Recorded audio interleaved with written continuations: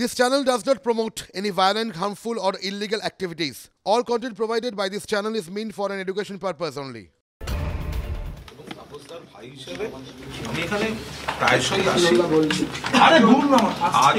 আজও এসেছি, কারণ আমার আসা যাওয়া নতুন নয়।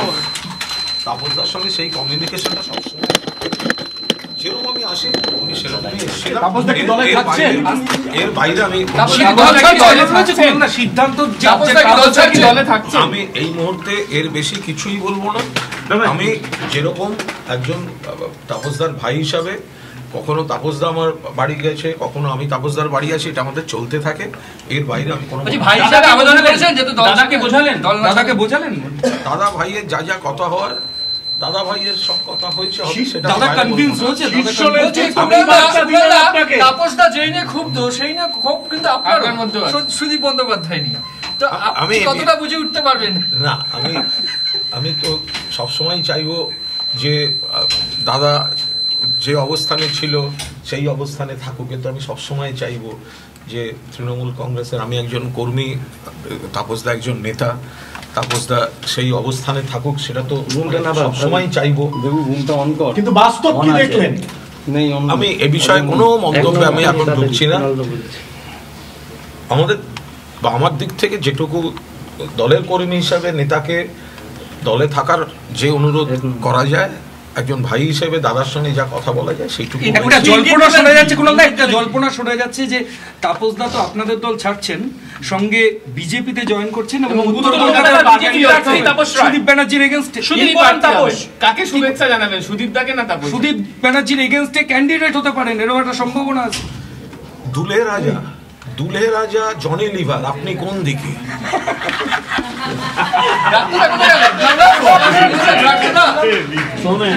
আমরা এই মুহূর্তে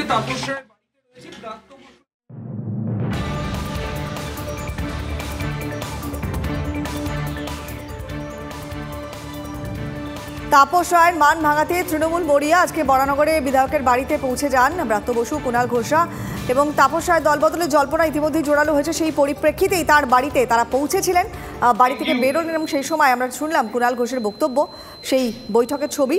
ব্রাত্য বসু, কুণাল ঘোষ তারা কথা বলছেন তাপস রায়ের সঙ্গে। শেষবারের মতো তারা বোঝাতে গিয়েছেন মানভঞ্জনে ব্রাত্য কুণালকে মাঠে নামিয়েছে তৃণমূল। সুদীপ বন্দ্যোপাধ্যায়ের উপরে অত্যন্ত ক্ষুব্ধ হয়েছে তাপস রায়, বারেই তিনি তার ক্ষোভ প্রকাশ করেছেন। সূত্রের খবর, আজ বা আগামীকাল বিধায়ক পদ ছাড়তে পারেন তাপস রায়। এই সম্ভাবনা জোরালো হওয়ার পরপরই আজকে তার বাড়িতে সকাল সকাল পৌঁছে যান ব্রাত্য বসু, কুণাল ঘোষ। সেই ছবি TV9 বাংলা এক্সক্লুসিভ আমরা আপনাদের সামনে তুলে ধরছি। সুদীপ বন্দ্যোপাধ্যায়কে আক্রমণ করে সম্প্রতি দলের অস্বস্তি কুণাল ঘোষ বাড়িয়েছেন। কুণালকে সমর্থন করে তার পাশে তাপস রায় দাঁড়িয়েছিলেন। তারপরে যখন থেকে তার দল বদলের সম্ভাবনা জোরালো হয়, যে সম্ভবত তিনি পদত্যাগ করতে পারেন তার পদ থেকে, তারপরই আমরা দেখলাম তড়িঘড়ি দলের তরফ থেকে কুণাল ঘোষ, ব্রাত্য বসু তারা পৌঁছে গেলেন আজকে সকাল সকাল। কি হলো এই বৈঠকের নির্যাস কি, এখনো পর্যন্ত কি জানা যাচ্ছে? সৌরভ গুহ রয়েছেন আমাদের সঙ্গে। সৌরভ, কিছুক্ষণ আগে কুণাল ঘোষ বেরিয়ে গিয়েছেন। তিনি সংবাদ মাধ্যমের কাছে বলেছেন এটা দাদা এবং ভাইয়ের মধ্যে একটা বৈঠক যেমন হয়ে থাকে তেমন। দাদাকে তিনি যতটা পেরেছেন বুঝিয়েছেন, তবে রাজনৈতিক কোনো কথা হয়েছে কিনা তা তিনি সংবাদ মাধ্যমের কাছে বলেননি। আমরা পরবর্তী সময় জেনে নেওয়ার চেষ্টা করবো। তবে যেটা মনে হচ্ছে, দেখো, যদি তাপস রায়কে কনভিন্সড করানোই যেত তাহলে আজকে তাপস রায়কে সঙ্গে করে কুণাল ঘোষ সংবাদ মাধ্যমের মুখোমুখি হয়ে নিশ্চিত বলতেন যে সমস্যা মিটে গেছে। এমন কথা কিন্তু তৃণমূল কংগ্রেসের ভূতপূর্ব মুখপাত্রের মুখে আমরা সেটা শুনিনি। বরং গোটা ব্যাপারটাকে ব্যক্তিগত সাক্ষাৎ, ব্যক্তিগত বৈঠক বলেই বলেছেন তিনি। আমাদের কাছে যে খবর, মঙ্গলে অমঙ্গলে যে কথা আমরা বলেছিলাম সেই দিকেই তাপস রায় এগোচ্ছেন এবং তিনি এই ব্যাপারে সিদ্ধান্ত নিয়ে ফেলেছেন যে তিনি দল ছাড়ছেন, এমনটা বলছে তার ঘনিষ্ঠ মহল। বাকিটা অবশ্যই তিনি প্রকাশ্যে কি বলেন সেই দিকে তাকিয়ে আছি আমরা। মানে মানভঞ্জনের পালা আপাতত শেষ, মানে শেষবারের মতো প্রচেষ্টা করতেই তো তারা গিয়েছিলেন, যেমন আমরা জানতে পারছিলাম। সে ব্যাপারে এখনো পর্যন্ত কোনো সদুত্তর পাওয়া গেল না, তাই তো? এখনো কোনো বড় যে একটা কোনো পরিণতির দিকে গোটা বিষয়টা এগোলো এটা আমরা এখনই বলতে পারছি না। তার কারণ যদি সত্যি এগোতো তাহলে তাপস রায়কে সঙ্গে করে আজকে একদমই তুমি যেটা বললে সেটাই হতো। এখন পরবর্তীতে কি হয়, তুমি যেমনটা বলছিলে, আমরা যেমনটা কথা বলছিলাম মঙ্গলে অমঙ্গলের কথা, পরবর্তীতে কি হয় সময় বলবে। তাপস রায় হয়তো নিজেই জানাবেন। ধন্যবাদ সৌরভ, তুমি নজর রাখো। আসি পরে খবরে। ঘুষখোর সাংসদ বিধায়কদের কোনো রক্ষা কবচ নেই, স্পষ্ট নির্দেশ সুপ্রিম কোর্টের। 7 বিচারপতির সর্বসম্মত সিদ্ধান্ত। আজকে নির্দিষ্ট করে কি কি বলা হলো সুপ্রিম কোর্টের তরফে, এই নিয়ে জ্যোতির্ময় কর্মকার আমার সহকর্মী রয়েছেন। জ্যোতির্ময়,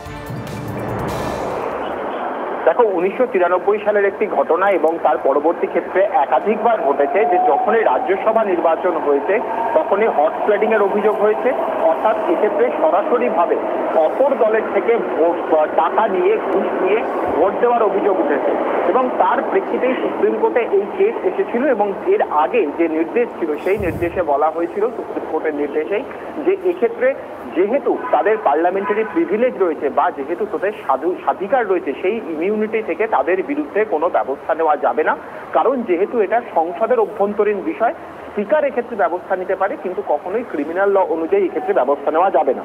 7 বিচারপতির বেঞ্চে এই বিষয়টির শুনানি হচ্ছিল এবং তার পরবর্তী ক্ষেত্রে যে বিষয়টি আজকে ঠিক হয়েছে যে বিধায়ক যারা রাজ্যসভা নির্বাচনে ঘোষ নিয়ে ভোট দেয় তাদের বিরুদ্ধে প্রিভেনশন অফ করাপশন অ্যাক্টে ব্যবস্থা নেওয়া যাবে এবং সংসদীয় স্বাধিকার কখনোই ঘুষ নেওয়ার মতো গুরুতর অপরাধকে মান্যতা দেয় না। যে মুহূর্তে কোনো একজন জনপ্রতিনিধি ঘুষ নিচ্ছেন সেই মুহূর্তেই তিনি অপরাধ করছেন। পরবর্তী ক্ষেত্রে তিনি যদি বলেন যে না তিনি ঘুষ নিয়ে সেই দলকে ভোট দেননি তাহলে কখনোই সেটা মান্যতা পাবে না এবং জনপ্রতিনিধিদের এই ধরনের ঘুষ নেওয়া বা দুর্নীতি আদতে ভারতীয় সংসদের গণতান্ত্রিক কাঠামোকে ধ্বংস করছে বলে প্রধান বিচারপতি। বেশ বোঝা গেল জ্যোতির্ময়, নজর থাকবে আমাদের।